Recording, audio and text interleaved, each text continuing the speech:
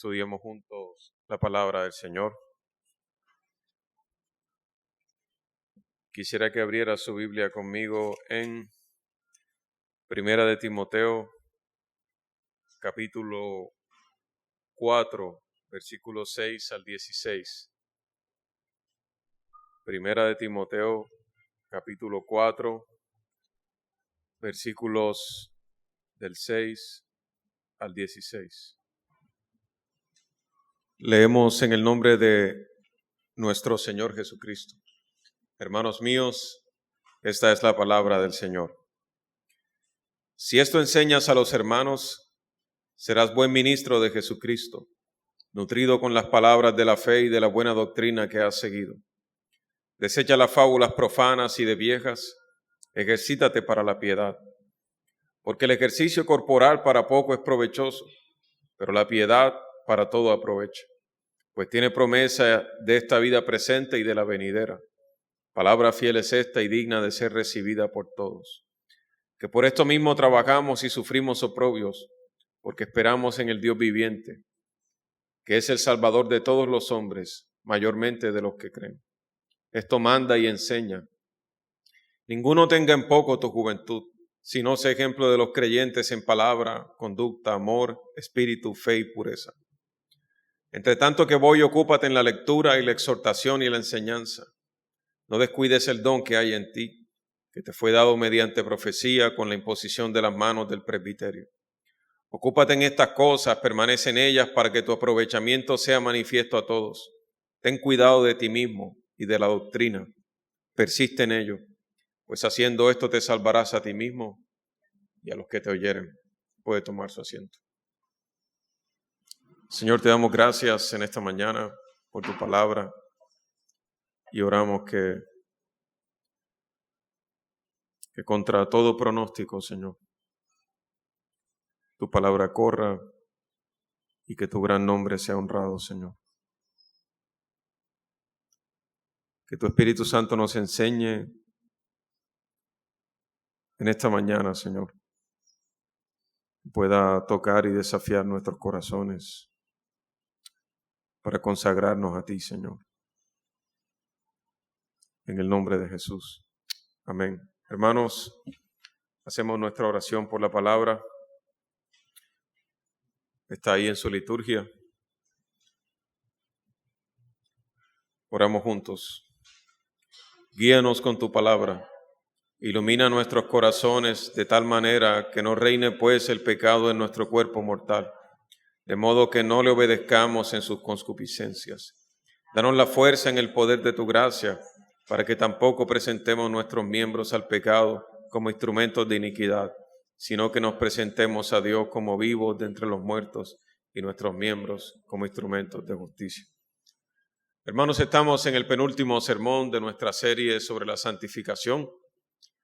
Y lo que tenemos ante nosotros hoy es ya un apéndice de la serie en el que el autor que hemos estado siguiendo prácticamente da unos consejos para que nosotros permanezcamos en pie.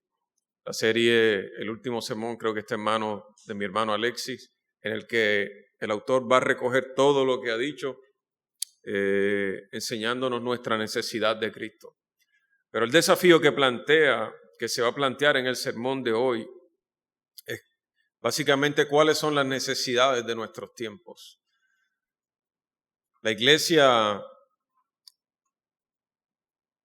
siempre ha tenido desafíos, ¿no? Y esos desafíos van variando según las épocas, según los enemigos que se levantan, según las doctrinas que se levantan. Algunos dicen que realmente no son nuevos desafíos, que son las mismas mentiras de Satanás en el huerto del Edén, ¿verdad? Cuando le sugirió a Adán que Dios no estaba en lo cierto. El hecho de que cuestionó la palabra de Dios y logró que Adán desobedeciera, ¿verdad? Ese es el origen de todas las mentiras. Satanás es llamado en la Escritura de un modo peyorativo el padre de mentiras, ¿verdad? El que engendra las mentiras, el núcleo de todas las mentiras. Y si pudiéramos rastrear el origen de en sustancia, cuál es el vientre en el que se incuban todas las mentiras en sus vertientes, es esta. Cuando él dice no, sino. Es decir, Dios no ha dicho tal cosa, sino que quiso decir otra. En el vientre en el que se ponen, en el vientre de la duda de la palabra de Dios, es donde se dan a luz todas las mentiras que existen.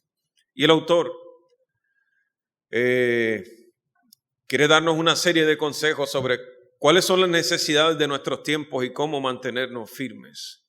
Nuestros tiempos tienen necesidades particulares. Nuestra ciudad está viviendo tiempos particulares, ¿verdad? Que plantean para nosotros como creyentes desafíos específicos. Desafíos en materia de nuestra consagración, de nuestra perspectiva de iglesia, de lo que creemos. Desafíos intelectuales, de hecho, porque se cuestiona todo lo que creemos hoy con más fervor que nunca.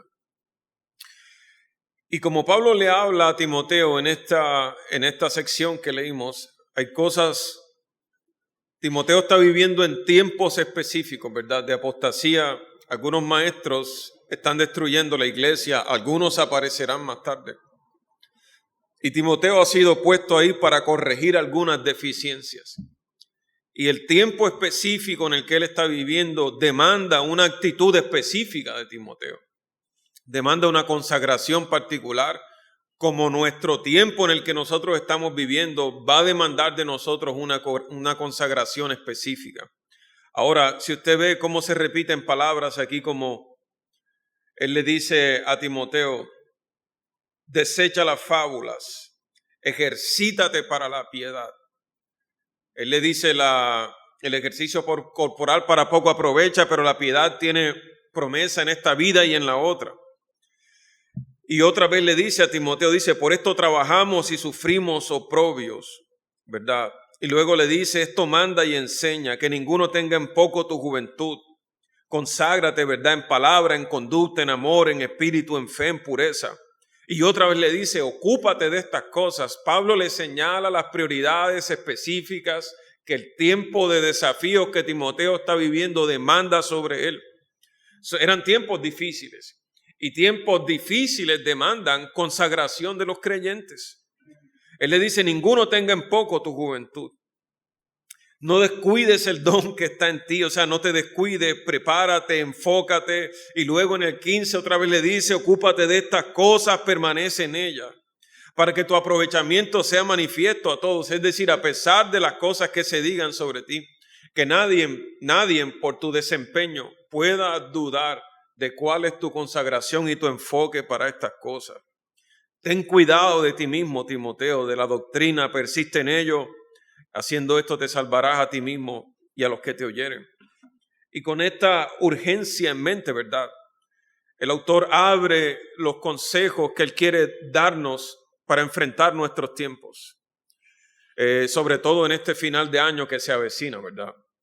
Creo que son meses de prueba para la mayoría de los cristianos en muchos sentidos. Son muchas las ofertas que nos persuaden y nosotros tenemos que estar enfocados. Ahora, estar entendidos en qué tiempos vivimos no es un asunto que se ha planteado sobre nosotros solamente.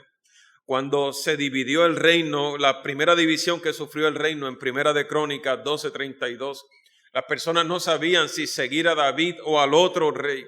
Y se nos dice que una de las tribus siguió a David porque eran entendidos en los tiempos.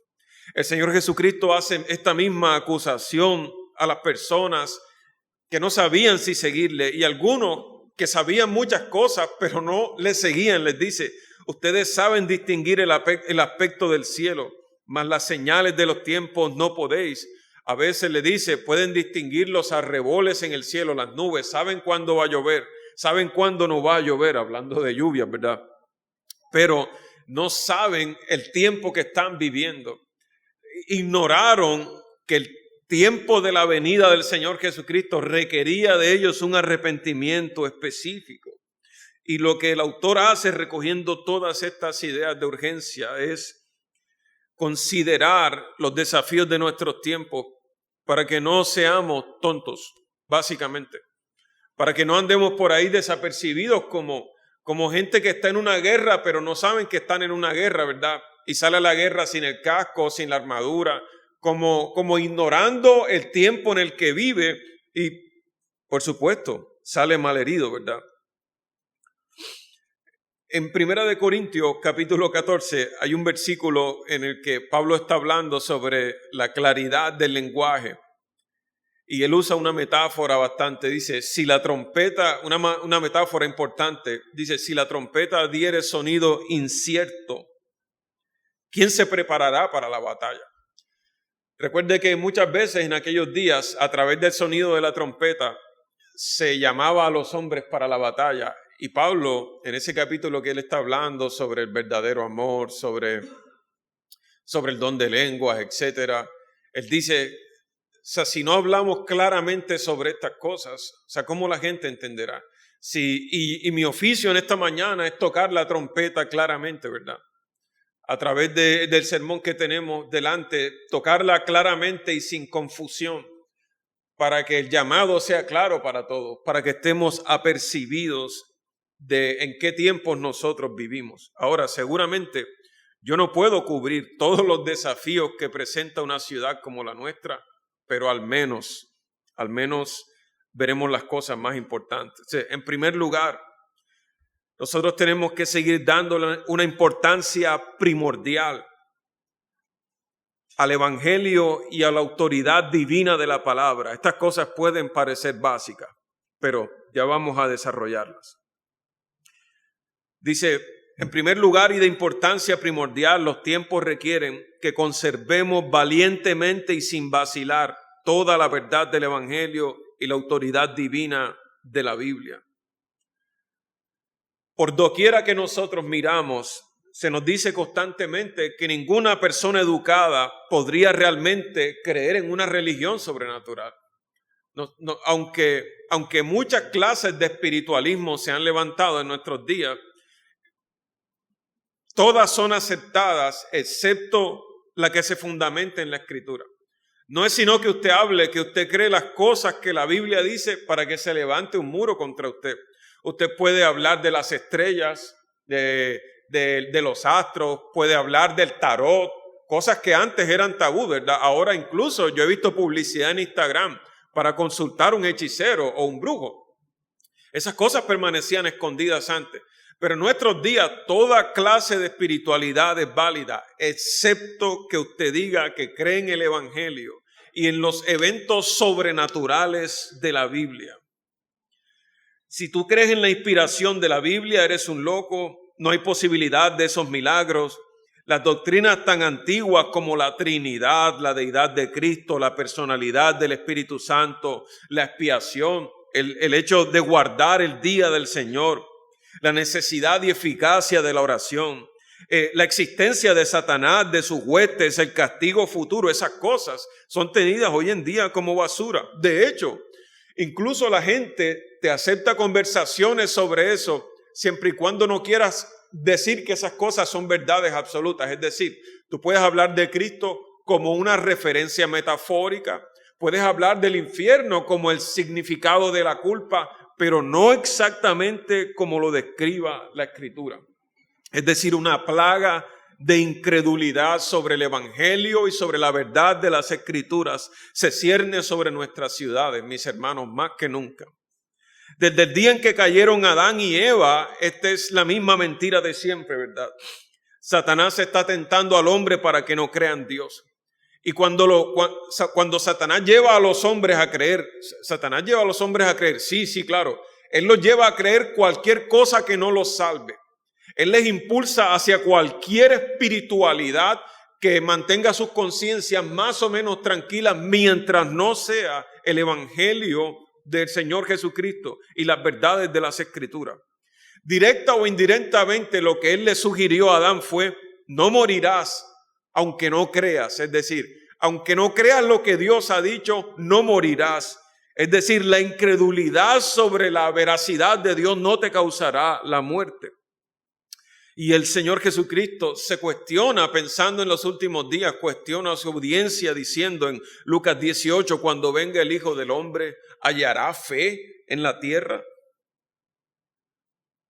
Dice 2 de Timoteo capítulo 3 que en los postreros días los malos hombres y los engañadores irán de mal en peor.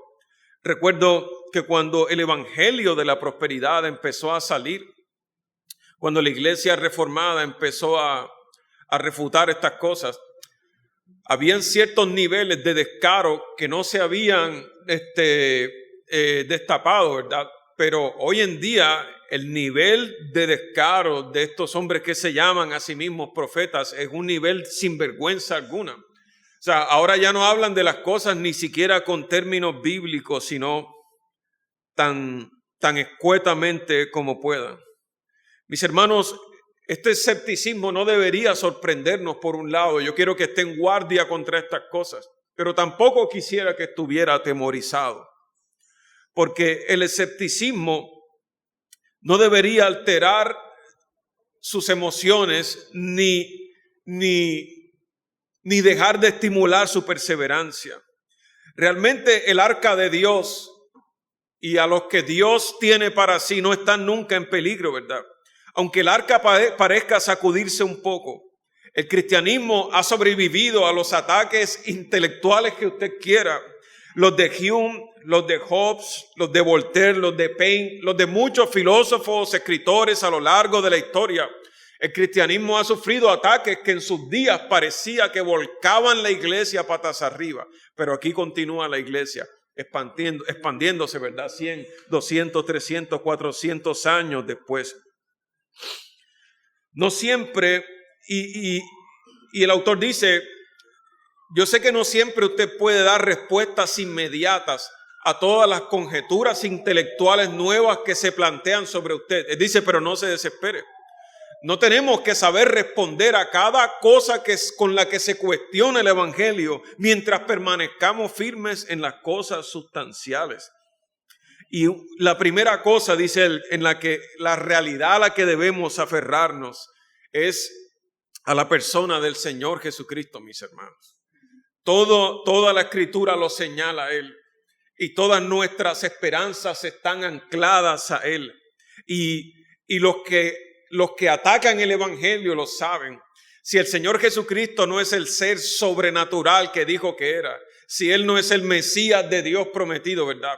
Si no es cierto que resucitó sobrenaturalmente de entre los muertos, nuestra fe se cae. Nuestra fe se cae. Por eso ellos desde su racionalismo atacan lo sobrenatural de las Escrituras. De hecho, no les interesa mucho que los milagros de Moisés, sobre todo les interesa que los hechos sobrenaturales que testifican al Señor Jesucristo como Mesías sean desvirtuados. Porque como dijo Pablo, si la resurrección no es cierta, nosotros somos los hombres más dignos de conmiseración.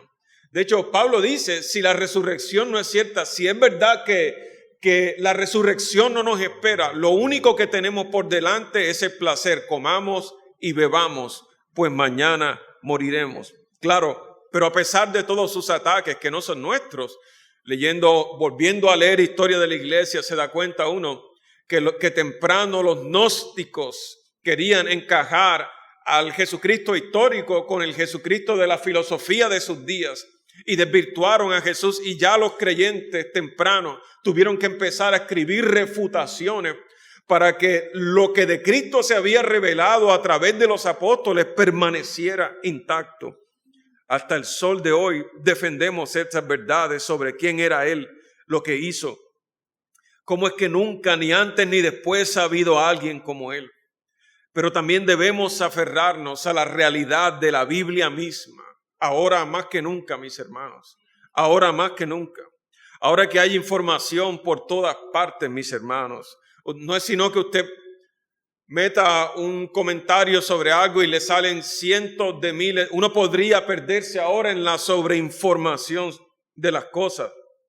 Pero la Escritura, la Biblia y su autoridad deben permanecer ante nosotros intactos, ¿verdad? Su inspiración.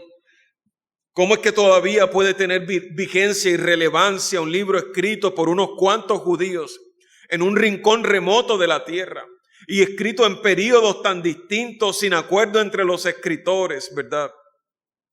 ¿Cómo es que este libro no tiene paralelos y no hay nada que ni siquiera se le asemeje en cuanto a sus conceptos de Dios? Los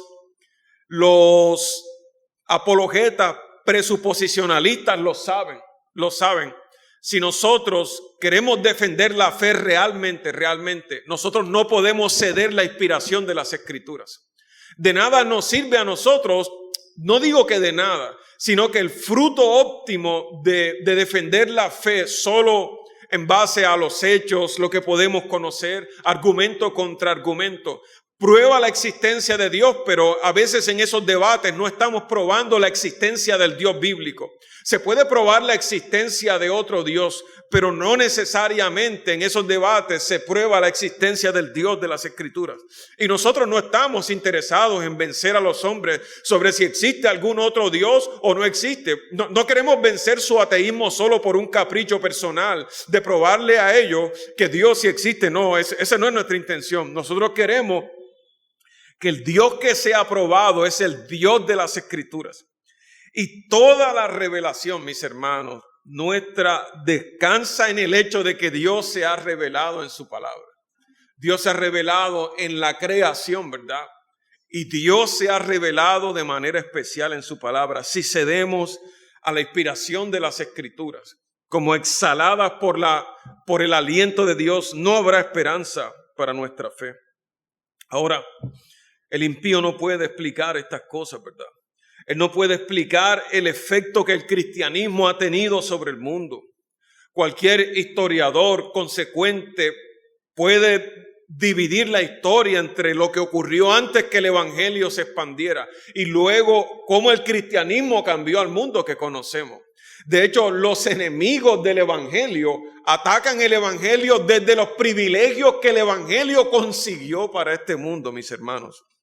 Cuando ellos quieren destruir el cristianismo, quieren destruir el piso en el cual tienen parados sus pies. Por supuesto que a veces no se dan cuenta de eso. Si alguna vez usted se siente tentado a alarmarse por el progreso de la impiedad, vuelva a estudiar estas cosas, mis hermanos.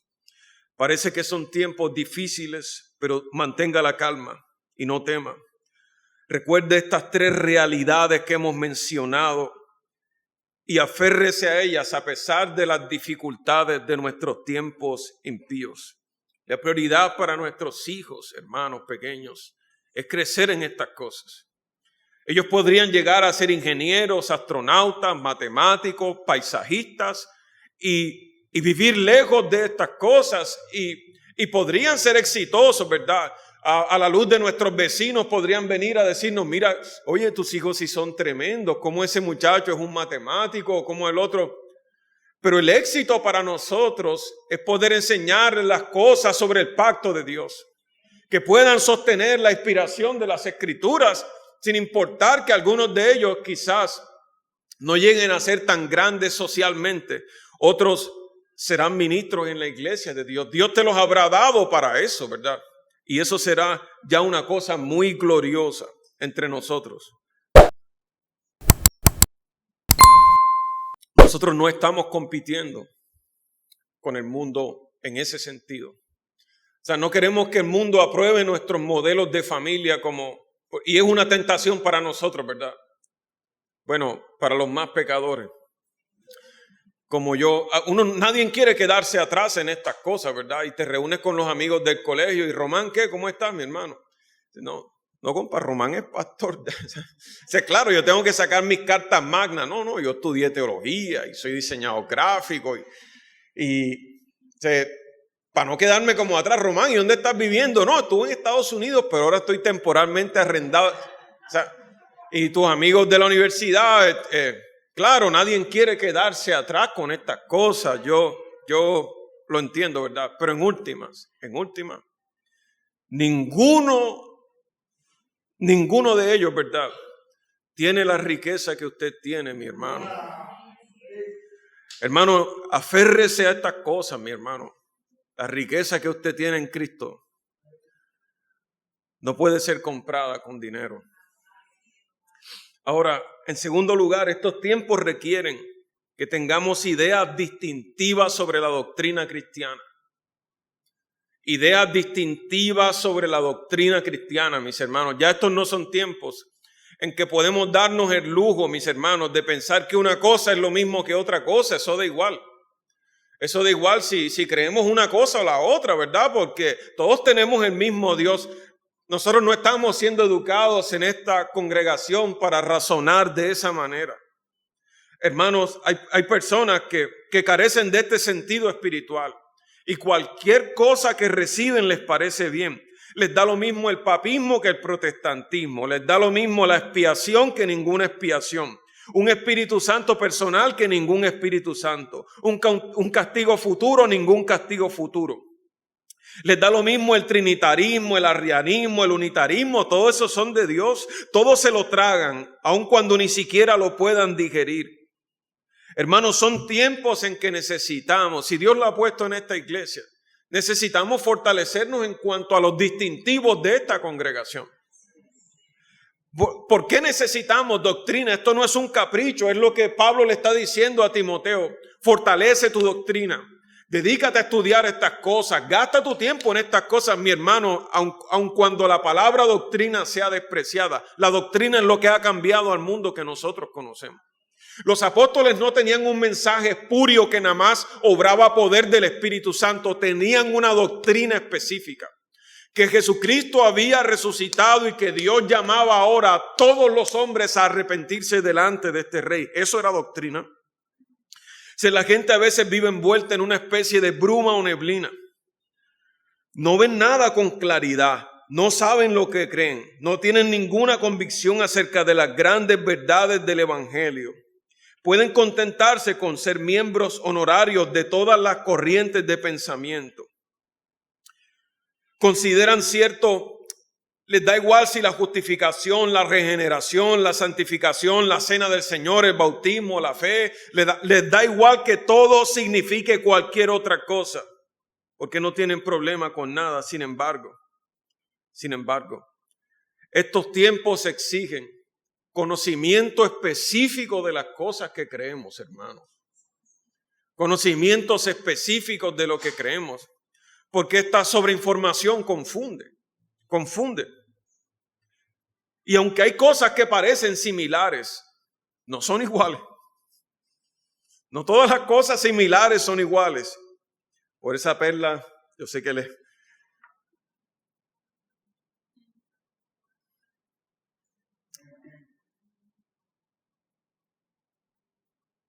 Hermanos, la razón de esta condición débil, a veces nos dicen que hacemos mucho énfasis en la doctrina.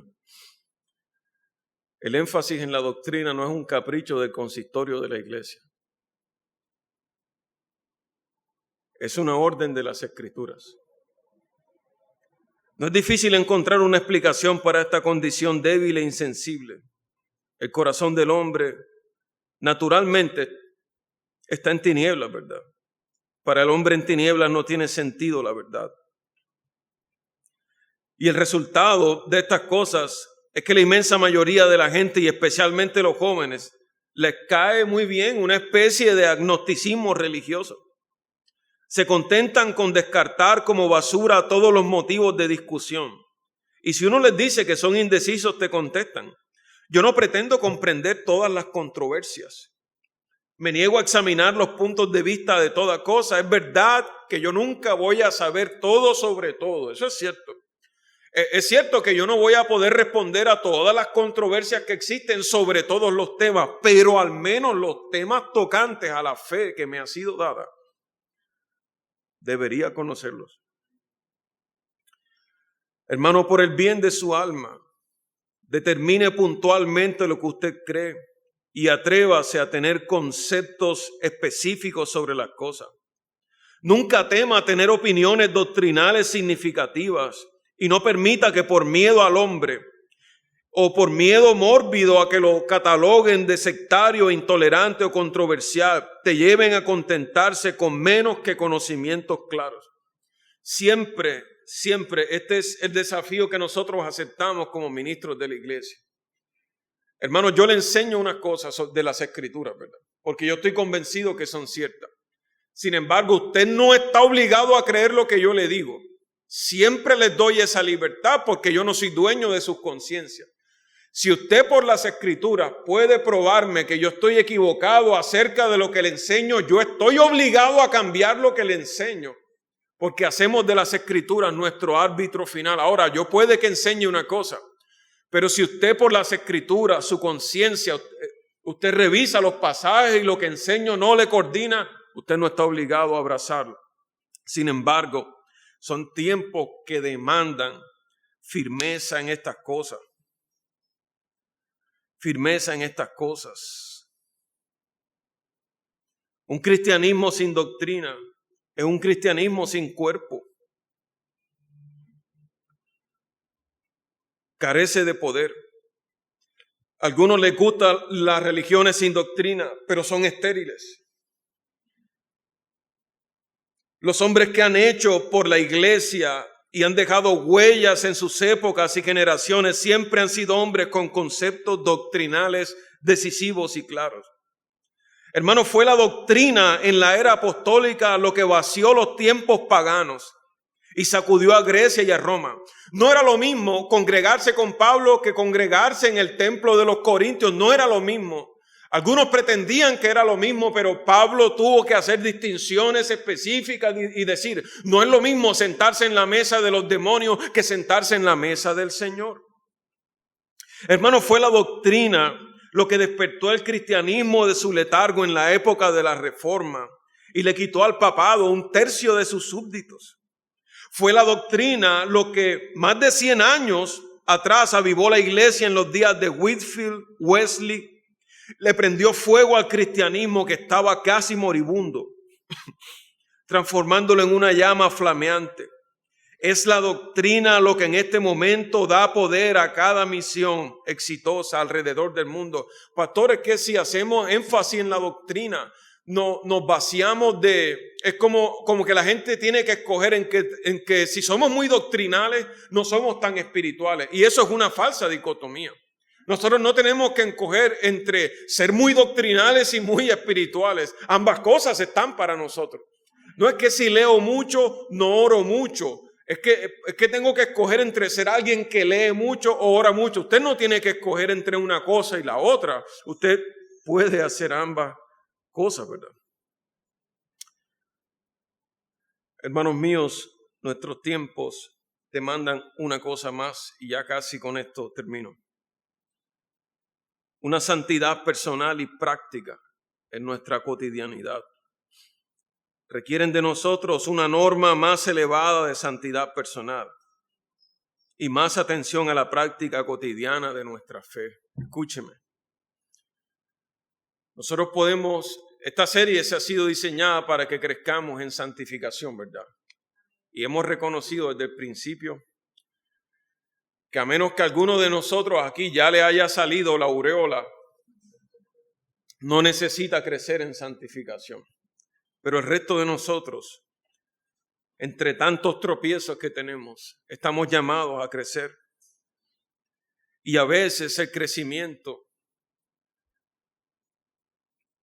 en una ciudad como la nuestra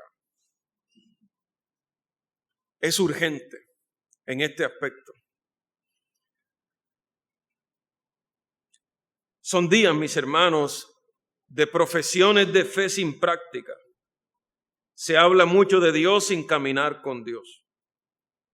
Se escucha mucho sobre Dios sin poner lo que se escucha en acción. Nunca hubo tanto metal que resuena ni tanto címbalo que retiñe. Son días de metal que resuena y címbalo que retiñe. Mucha formalidad, poca vida, poca realidad. Y no me equivoco al decir estas cosas, mis hermanos. No quiero decir con esto que recomiendo una vida de prácticas ascéticas. Los monasterios para los monjes, las monjas, retiro del mundo, negarnos a cumplir nuestras obligaciones. Jamás he enseñado eso. Pero tampoco creo, mis hermanos, que no podamos instar a los hombres a subir el listón de sus ideales de perfección. No encuentro en la palabra de Dios que debamos conformarnos, pero tampoco puedo llevarlo a una forma imposible de alcanzar en esta vida, ¿verdad? Mi trabajo como pastor está entre esas dos cosas. desafiarlo a crecer, sin ponerle una norma de vida que Dios no le ha impuesto a usted porque es imposible para usted como lo es imposible para mí. Pero mi trabajo también es que si estamos cómodos, poder desafiarlo, ¿verdad?, a crecer espiritualmente y específicamente en la práctica cotidiana de nuestra santificación. El camino a una norma más elevada de santidad es muy sencillo, tan sencillo, que es un camino descuidado. Y aquí van unos consejos para crecer. Primero, necesitamos examinar más detenidamente a nuestros viejos amigos los 10 mandamientos. Necesitamos volver a sentarnos a los pies de los 10 mandamientos, mis hermanos. En ocasiones, cuando mi corazón se ve inclinado a pecados específicos, pastor, y su corazón se inclina a pecados específicos, mi hermano, ni que ya hubiera resucitado de entre los muertos. Hago a ver, en mis mejores días, lo que hago es una colección de textos. Busco una colección de textos que específicamente hablen contra esa maldad. Y claro, mi corazón se resiste a leer esas cosas. ¿Cómo vas a leer? No puedes enfrentarte a estas cosas, sobre todo ahora que estás siendo tentado sobre estas cosas. No, yo sé que el remedio para mi maldad está fuera de mí, en la palabra de Dios. Y a menos que yo no quiera sanarme, no me tomaría el remedio, ¿verdad? Ya lo hemos dicho muchas veces aquí, hermano. ¿Quién que estando enfermo de dolor de cabeza, qué es lo primero que uno quiere hacer?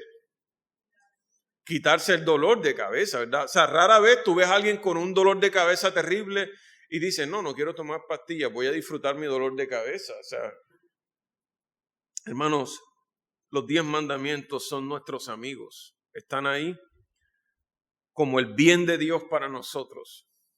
Nuestro corazón nos dice que hay felicidad si los transgredimos, ¿verdad? Pero no es cierto. Todos nosotros hemos probado que más allá del lindero de los 10 mandamientos lo que hay es infelicidad, ¿verdad? Hay gratificación temporal de 5, 3, 10, 15, 20 minutos y ya. Como cristiano, los pelados suelen decirlo así, Howard te lo diría en estas palabras, hermano, es que tú no la vacilas en el mundo.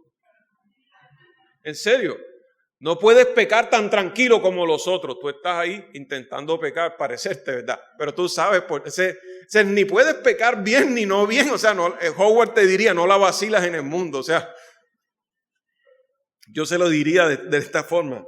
Meditemos en nuestros viejos amigos los 10 mandamientos. Hermano, fuera de ese lindero hay infelicidad para nosotros. Y nosotros lo sabemos. Nosotros lo sabemos. Y lo sabemos no porque otros nos lo han contado, ya hemos estado ahí. 2, reflexiona en las enseñanzas del Sermón del Monte de nuestro Señor Jesucristo. Vuelve a leer las bienaventuranzas, vuelve a leer el Sermón del Monte, vuelve a leer las epístolas. Dice, en estos días de últimos tiempos se escucha una queja común en cuanto a que vivimos frente a un cristianismo sin poder, ¿verdad? Se dice que la iglesia de Cristo ya no tiene poder. La razón de esto es la escasa espiritualidad que tristemente prevalece entre los cristianos profesantes. Es la falta de mujeres y hombres que caminan con Dios como Enoc, como Abraham. Parece que los hombres que caminan con Dios, de hecho cuando se predica estas cosas, se piensa en Enoc como un hombre del cual nadie más podría aspirar. Y es cierto que ninguno de nosotros se está aspirando a ser arrebatado como Enoc o como Elías, ¿verdad? Pero en un sentido mejor que eso, nosotros hemos recibido un rescate del que no quiso haber visto y no pudo. No vino a buscarme el carruaje que vino a buscar a Elías, ¿verdad? Ni fui transportado como Enoc. Vino a buscarme el Señor Jesucristo. Descendió del cielo de Dios, ¿verdad?, a la cruz y resucitó de entre los muertos. Es decir, un medio más alto que el que rescató a Elías vino por mí. Hermanos, esto parece una verdad simple, pero todavía pueden existir personas que caminen con Dios. ¿Hace cuánto no te encuentras con alguien de esa gente que cuando hablas con ellos, terminas de hablar con ellos y te dan ganas de orar? ¿No te pasa a veces?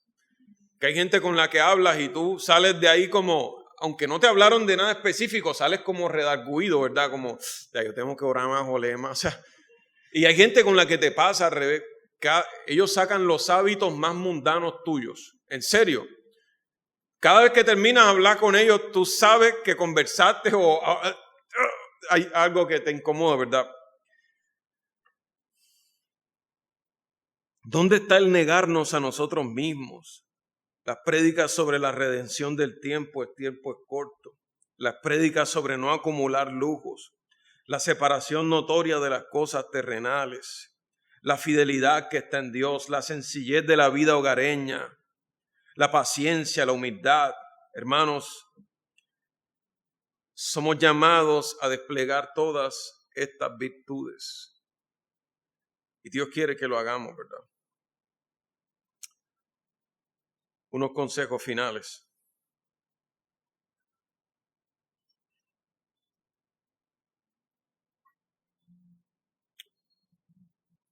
En primer lugar, ¿comprende usted que se requiere en este tiempo? ¿Comprende usted lo que se requiere en este tiempo con referencia a su propia alma? Preste atención. Posiblemente nunca hubo en el pasado tantas trampas y obstáculos en el camino al cielo. Y por cierto, nunca ha existido trampas con señuelos tan habilidosos y obstáculos tan ingeniosos como en el presente. Mire bien quién es usted. Fíjese bien en sus acciones. Reflexione en los senderos por donde andan sus pies. Tenga cuidado de no causar aflicción y ruina eterna a su propia alma. Tenga cuidado de no caer en la infidelidad práctica bajo el engañoso nombre de libre pensamiento. Cuidado de no caer indefenso ante un estado de indecisión con referencias a las verdades doctrinales.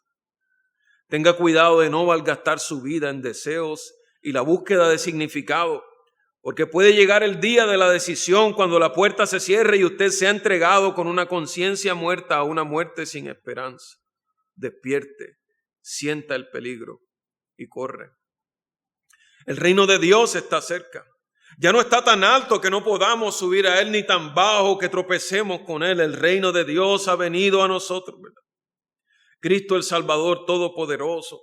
Cristo el amigo de los pecadores. Cristo la vida eterna. Están listos para usted. Lo único que usted tiene que hacer es venir a Cristo. Levántese, deje a un lado todas sus excusas. Cristo te llama hoy.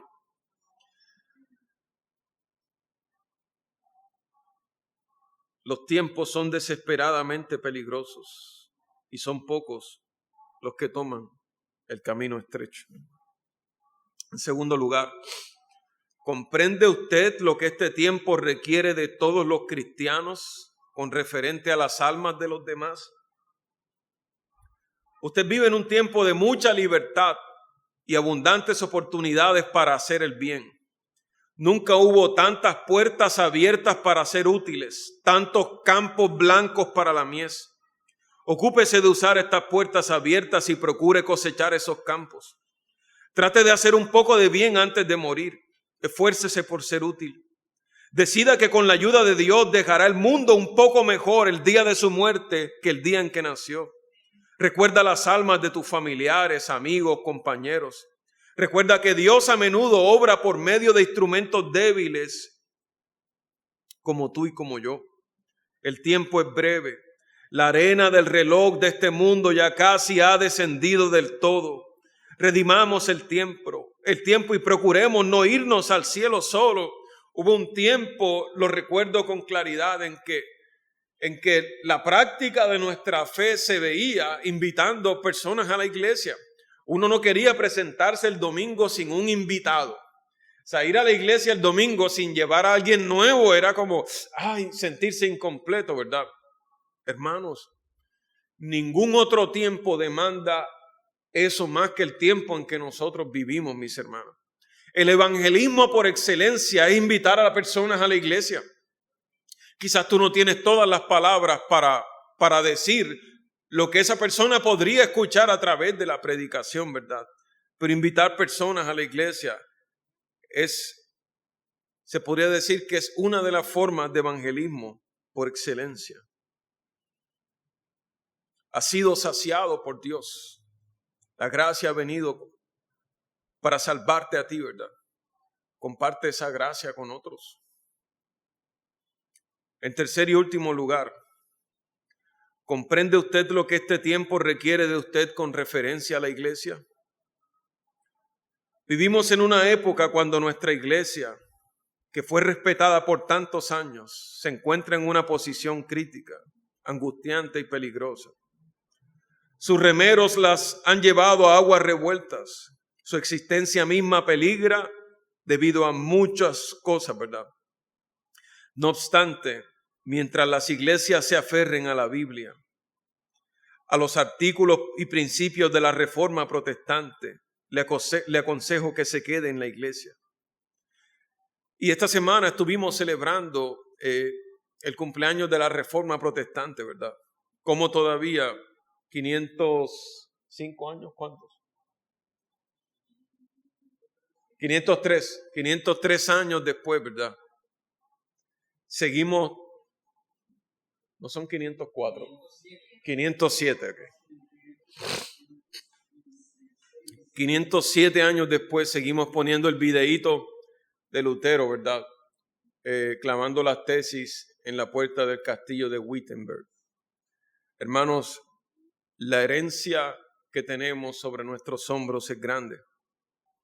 Y son tiempos que demandan que nosotros estemos firmes con esa herencia, ¿verdad? ¿Por qué hemos de abandonar la iglesia ahora? Cuando se encuentra en dificultades, ¿abandonaremos la iglesia? ¿En qué congregación o comunidad encontraremos una palabra semejante? Es indudable que hay mucho que lamentar en nuestras iglesias. Es indudable, ¿verdad? Mea culpa. Pero no hay en la actualidad ninguna iglesia visible sobre la tierra que no tenga cosas que lamentar. No hay ninguna comunidad donde no haya nubarrones y siempre reine la serenidad. Ay, es que en la iglesia me han pasado unas cosas. Bienvenido, en la iglesia pasan cosas. Pasan cosas porque los hermanos que componen la iglesia somos pecadores todos. Por eso todavía pasan cosas, ¿verdad? Tenemos el evangelio para resolver las cosas que pasan. Pero nos vamos juntos al cielo de Dios, hermanos míos. Se supone que Dios nos puso en esta iglesia local para que vayamos agarrados de las manos hasta el cielo de Dios. El trigo nunca crece sin la cizaña. La cizaña siempre crece entre el trigo. Y el Señor Jesucristo dice que si nos adelantamos a cortar la cizaña, podríamos estar arrancando el trigo, ¿verdad? No se nos ha dado a nosotros sino esperar hasta el tiempo de la siega. Él separará una cosa de la otra. Solo Él tiene ojos perfectos para ello. ¿Abandonaremos la iglesia ahora que más nos necesita? No, mis hermanos, no. ¿Abandonaremos a sus soldados solo porque están experimentando días de dificultad? Somos demasiado impacientes, mis hermanos. Alguien puede estar firme 10 años y en nuestra poca paciencia, si tiene un periodo de dificultad de 6 meses, 10 meses, 1 año, ya le damos por no creyente. Nuestra paciencia no refleja para nada la paciencia que Dios ha tenido con nosotros. Hermanos, la batalla no está perdida. Siempre que un hermano esté vivo, hay esperanza. Clama por él antes de criticarlo. Si tienes algo que decirle, hazlo con amor, hazlo en oración, como hemos enseñado en otros sermones. Plantemos los pies en el suelo, mis hermanos, de la palabra y permanezcamos firmes. No nos apuremos a abandonar el barco porque hay unas pocas fugas de agua. En cambio, pongamos a los marinos a bombear y tratemos de mantener el barco a flote. Sigamos trabajando, sigamos luchando, sigamos orando, sigamos fieles en la iglesia. Estoy convencido de que el creyente que haga esto es el que entiende los tiempos. Estoy convencido de que los creyentes que viven así son los que están más agradecidos con lo que Cristo ha hecho en sus vidas. Señor, te damos gracias por tu palabra y por tu misericordia, Señor. Padre mío, ayúdanos, Señor. Ayúdanos a vivir de acuerdo a la esperanza que ya tenemos en ti, Señor. En el nombre de Jesús. Amén.